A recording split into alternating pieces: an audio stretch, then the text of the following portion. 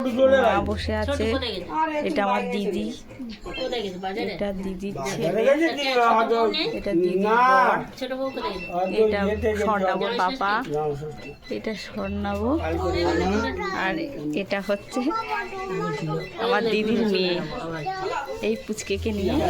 আর এটা আমার মামা, আর ওই যে মামি যাচ্ছে।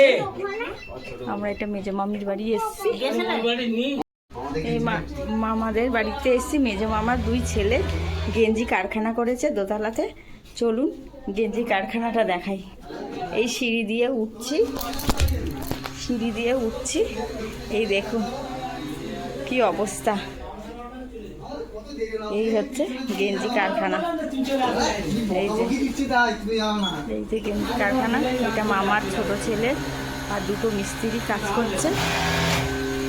একটা মিস্ত্রি,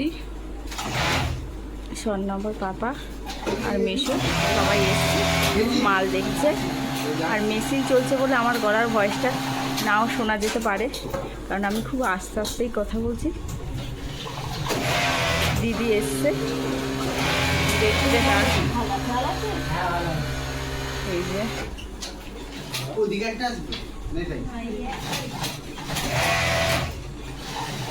এই যে মেশিন পত্রগুলো দেখায়।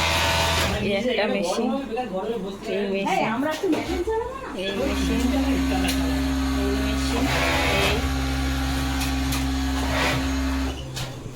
এই বসেছে মেশিনে। মেশিন গেঞ্জি তৈরি করবে বলে।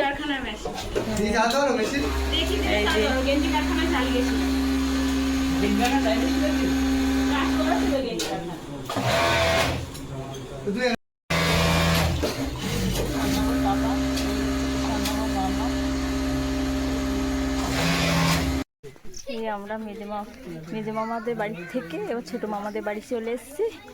এই লেবু গাছে লেবু পেড়ে দিচ্ছে, কত বড় বড় লেবু, ঠিক এরকম সাইজের এক একটা লেবু। এই হচ্ছে ছোটো মামাদের বাড়ি। এই যে লেবু সাইজটা শুধু জাস্ট দেখুন, কত বড় লেবু, যে সাইজটা দেখুন, পুরো একটা সে পেঁপে যেরকম হয় ঠিক পেঁপের সাইজের লেবুটা। এই না, এই যে সবাই লেবু, মানে লেবু গাছের ভেতরে ঢুকেছে লেবু করার জন্য। আকাশটা ডাকছে, হুড়মুড় করছে।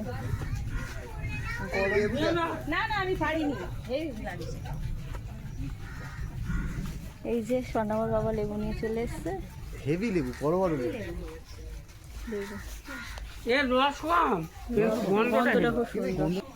এটা হচ্ছে কি দিদির বর ছেলে, মনে তো হাইকার।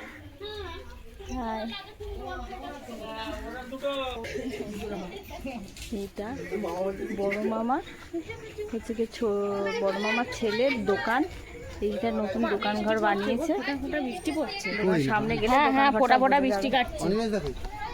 বাড়ির ভেতরে রয়েছে এই যে দোকান ঘর। তারা দোকানের মধ্যে সবসময় থাকে। দাদার এখনো বিয়ে হয়নি, মেয়ে খোঁজার চেষ্টা চালিয়ে দেওয়া হচ্ছে। মেয়ে পেলে অবশ্যই বিয়ে দিয়ে দেওয়া হবে।